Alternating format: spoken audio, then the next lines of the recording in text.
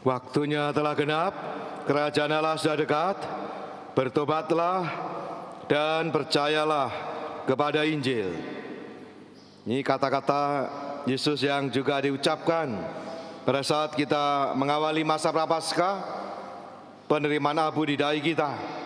Bertobatlah dan percayalah kepada Injil.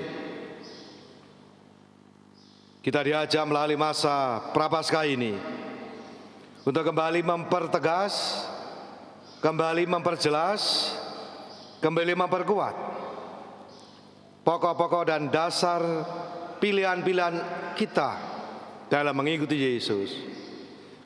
Sekaligus juga kita diajak untuk memperjelas kembali, karena seringkali kita menjadi lupa, seringkali kita menjadi kabur, seringkali kita menjadi tidak jelas lagi bagaimana memilih, bagaimana melihat segala sesuatu. Maka ibarat lensa itu ada kamera itu. Maka untuk supaya jernih, jelas, maka harus difokuskan lagi, di setel lagi. Kalau itu alat musik, piano, gitar, di stem lagi, supaya nadanya nada yang jernih, bukan nada yang sumbang. Kalau kamera itu tidak jelas, maka blur. Kalau blur, gambarnya juga blur, nggak jelas lagi. Maka masa Prapaskah diharapkan agar kita semakin menyadari akan banyak hal dalam diri kita. Ternyata kadangkala tanpa disadari, mungkin kita sudah jauh dari Tuhan tanpa disadari. Maka tidak melihat hal-hal paling mendasar dalam diri kita, yaitu relasi kita dengan Tuhan. Itulah doa, hidup rohani. Relasi kita dengan diri sendiri, itu yang kita latih melalui pantang dan puasa. Mengenali apa kecenderungan hasrat kita yang paling dalam, dan relasi kita dengan sesama dan alam ciptaan kita. Itulah membuat amal kasih. Dan itu semua berdasarkan sebuah paham bahwa di dalam Gereja Katolik, iman Kristiani, manusia itu terdiri dari 3 unsur penting, yaitu badan, jiwa, dan roh. Badan, jiwa, dan roh. Malaikat itu roh murni. Sekali mengatakan taat pada Tuhan, ya pada Tuhan selamanya. Sementara malaikat yang mengatakan menolak Tuhan, jadilah setan selamanya. Sekali memilih, selamanya. Nah, manusia ini badan, jiwa, dan roh. Dikatakan oleh Yesus, roh memang kuat, tetapi badan daging lemah. Itulah manusia yang belum bisa konsisten, masih anggot-anggotan, nggak konsisten. Dan ini yang setan tidak suka ini. Setan tidak suka, maka selalu akan mengganggu kita terus. Kenapa? Setan iri hati manusia diberi kesempatan. Manusia bisa salah dan diberi kesempatan untuk bertobat. Maka setan tidak suka itu. Dia ingin supaya manusia ikut dia. Ikut dia. Roh memang kuat, tetapi badan lemah. Makanya itulah namanya mati raga. Itulah pantang puasa. Supaya badan kita, tubuh kita itu selalu mengikuti gerak roh. Karena badan itu punya logikanya sendiri. Logikanya badan lah yang enak, mudah, gampang, menyenangkan, nikmat. Itulah badan kita semua ke situ, roh ke sana. Maka pantang puasa itu menjadi bermakna kalau membuat kita mendisiplinkan badan kita, jasmani kita, tubuh kita supaya ikut gerak roh. Itu yang paling pokok.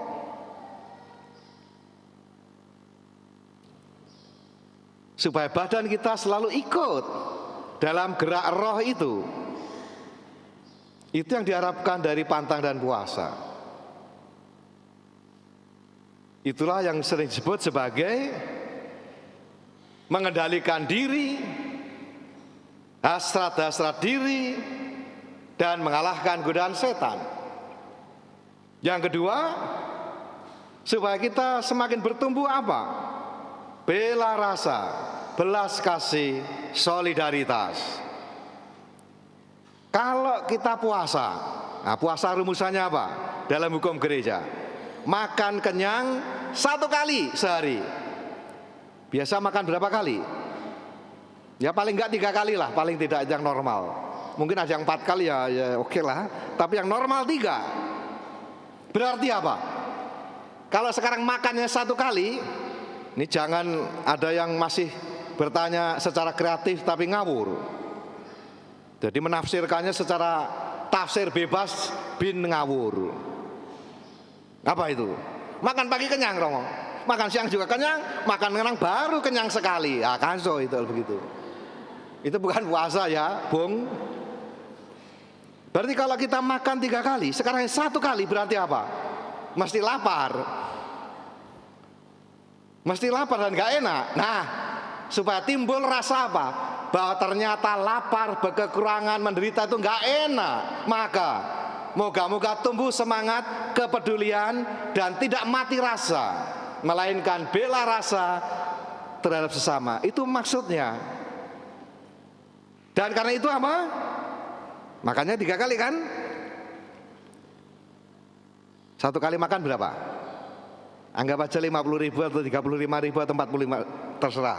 40.000 juga boleh. Anggap saja 1 kali makan 50.000. Berarti masih ada 2 kan? Berapa?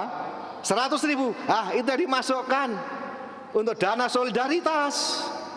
Bukan yang mengurangi makan tapi nggak berbagi, ya repot kalau nggak ada gunanya. Maksudnya begitu.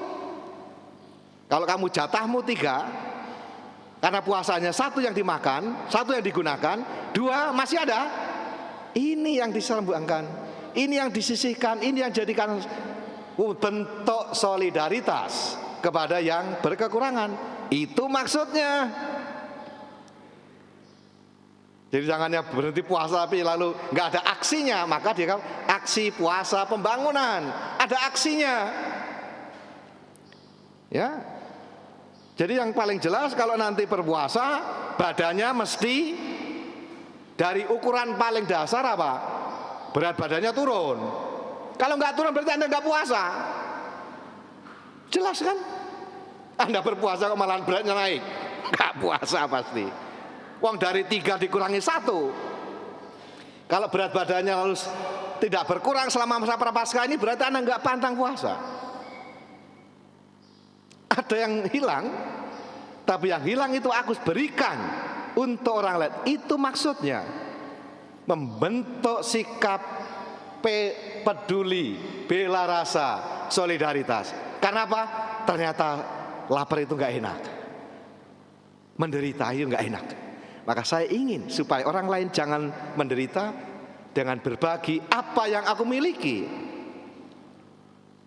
Yang kedua, yang ketiga apa? Dari puasa-puasa, supaya pada akhirnya kita mengikuti kehendak Allah, bimbingan Roh Kudus, supaya badan kita, jasmani kita, tubuh kita itu selalu taat setia kepada kehendak Allah. Dan kita tahu bahwa manusia itu misalnya menurut Maslow itu ada piramida kebutuhan. Kebutuhan paling dasar itu adalah ya basic need, itulah sembako. Sembako plus pangan, papan dan seterusnya. Itu paling elementer. Badan, Lalu berikutnya apa? Kebutuhan kejiwaan, psikologis. Dari rasa keamanan, kenyamanan, diterima, disayang, sampai pada aktualisasi diri. Itulah kebutuhan jiwa. Masih ada satu apa tadi? Badan, jiwa, dan roh. Roh itu apa berarti? Kalau kita orang Kristen ini bukan yang mencari diri, tapi memberikan diri. Nah, itu ikut gerak roh. Kalau sekarang hidup Anda di mana? Hanya soal badania, ragawi, jasmani, atau juga nangik menjadi hal yang sifatnya kejiwaan, psikologis, dan rohani. Anda di mana ini? Itu untuk bercermin ini 40 hari ini. Maka juga kalau sakit, ada sakit badannya sakit, kan banyak yang sakit badannya. Bisa juga sakit badannya sehat, jiwanya sakit. Sakit mental, makin banyak orang sekarang ya mendekati ODGJ, banyak itu. Jadi badannya sehat, jiwanya sakit. Belum lagi yang rohaninya sakit. Jadi 3 aspek ini yang kita mau perbaiki dalam masa prapaskah. Dan godaan itu juga sama, saudara-saudari. Jadi Yesus digoda. Pertama godaannya apa? Masih ingat? Markus hanya mencatat sangat singkat. Tapi kalau Anda baca di dalam Matius dan Lukas, agak panjang. Godaannya 3 hal. Apa itu? Pertama-tama apa? Masih ingat? Bina imannya gimana ini? Dulu gimana? Apa? Mengubah batu jadi roti. Makan. Badan. Kebutuhan badan itu memang paling mendasar. Jadi kalau orang yang paling dasar aja digoda, lewat ya sudah. Yang lain apalagi. Soal makan. Ya. Soal badan ini. Badan aja nggak kuat, digoda badan aja nggak kuat, apalagi yang lain-lain. Jadi godaan pertama apa? Makan. Dan jawaban Yesus apa? Menarik ya. Jawaban Yesus apa? Manusia hidup, seperti dalam bait pengantar Injil. Manusia hidup bukan saja dari roti saja, tetapi juga dari firman Allah dan kebenarannya. Nah itu manusia kita Kristen begitu. Tidak hanya makan doang.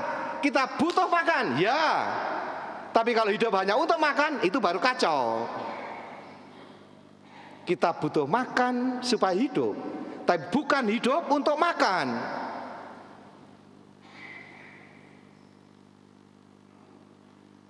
Jadi makanya kalau di dalam, nah ini makanya juga kalau orang-orang politisi ini paling penting ini. Sejak zaman Romawi kuno apa? Kalau mau menguasai rakyat 2 hal saja, gampang. Cibus atau panis et circentes. Kasih makan roti dan kasih hiburan. Selesai. Lewat semua, mau kampanye apapun, mesti lewat. Rakyat yang paling jelata, yang paling miskin ini pasti dikasih roti, dikasih tontonan, selesai Anda pasti menang. Di mana saja, di mana saja. Jadi godaan paling gampang adalah makan. Makan ini selalu, ya. Yesus juga sama, digoda makan membah batu jadi roti, makan. Jadi zaman dulu sampai sekarang, sejak zaman Romawi kuno sampai zaman modern sekarang yang zaman demokrasi, kalau mau memenangkan suara rakyat, yang paling penting kasih roti, kasih nasi, kasih beras, kasih tontonan, mesti menang Anda. Pasti udah. Anda hanya ngasih janji-janji tapi nggak ngasih beras, emangnya gue pikirin. Nah ini, tapi inilah memprihatinkan kalau rakyat kita, masyarakat kita masih level yang paling rendah. Berarti masyarakat kita begitu miskin, sehingga ini saja sudah goyang imannya ini. Dikasih nasi, dikasih beras, goyang imannya. Ya, sedih kalau begitu tuh. Jangan-jangan mikir yang ide yang baik-baik, enggak. Mikirnya hanya makan nasi. Yang kedua adalah kekayaan. Sudah pokok, yang paling pokok sekarang mulai kekayaan. Kalau sudah kekayaan apa? Yang ketiga kekuasaan. Yang repot adalah kalau yang punya kekayaan berkong kali kong dengan yang punya kekuasaan. Kacau balau itu. Dan itu rumus sederhana politik ya begitu. Kalau yang punya kekayaan dan memiliki kekuasaan, kong kali kong, rakyat selesai itu. Emang dipikirin rakyat. Ini 3 godaan. Kalau yang kita kenal biasa apa? Tahta, harta, wanita atau pria, sama aja. Jadi hanya ada wanita, ini kan bias gender kalau hanya wanita. Pria sama aja, itu kenikmatan. Jadi kekuasaan, kekayaan, kenikmatan, itu godaan paling dasar. Anda kuat tidak itu 3 hal ini? Imannya kuat, imannya tidak kuat, nah repot kalau begitu. Maka dikatakan oleh Abraham Lincoln, hampir semua orang bisa bertahan dalam penderitaan, tetapi kalau mau menguji karakter seseorang, berilah dia kekuasaan. Kalau ini kan kita sekarang nagih janji ya, siapa menang belum jelas yang menang siapa. Kalau menang ditagih aja. Apa yang dikatakan tidak akan korupsi? Ya, 5 tahun yang ada gimana? Kalau tetap tidak korupsi, baru benar ini. Tapi kalau ternyata juga melakukan yang sama saja sami mawon, ya itulah terbukti. Sama dengan kata-kata Gus Dur ya, menarik kata-kata Gus Dur. Banyak orang kuat melarat, tapi nggak kuat derajat dan pangkat. Terjemahnya bahasa Jawa itu. Banyak orang kalau miskin itu kuat, tapi begitu menjadi kaya dan punya jabatan, punya kekuasaan, sama saja sami mawon, sama aja juga. Ini godaan umum. Anda kuat tidak ini?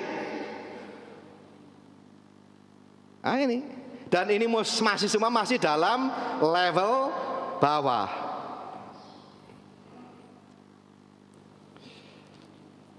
Maka Paulus mengatakan ada kemiskinan material. Itu yang tidak punya kebutuhan dasar seperti masyarakat kita pada umumnya. Kemiskinan moral itu orang ada dalam keserakahan, ada dalam kedosaan, ada dalam sungguh-sungguh kejahatan. Dan kemiskinan spiritual adalah kalau orang sampai akhirnya meninggalkan Tuhan, mengabdi pada mamon. Itu 3 godaan. Anda kuat enggak nih? Maka kita diajari prapaskah memperkuat badan kita supaya kuat. Anda mau tahu setan punya 3 strategi yang pasti berhasil. Apa itu? Pertama, setan akan menyerang titik lemah Anda. Prapaskah mengenali titik lemah Anda apa? Tadi ya, dikatakan nasi, kekuasaan, kekayaan, tahta, harta. Di mana titik lemah Anda?